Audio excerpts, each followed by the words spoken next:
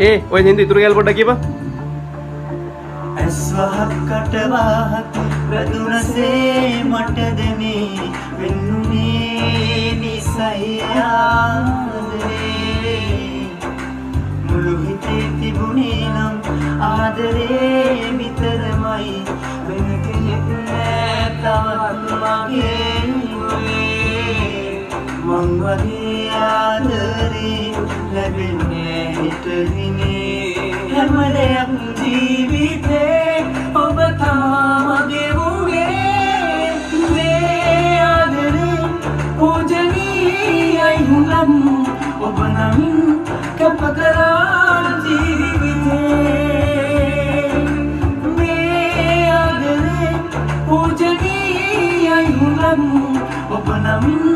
කැප කරා ජීවිතේ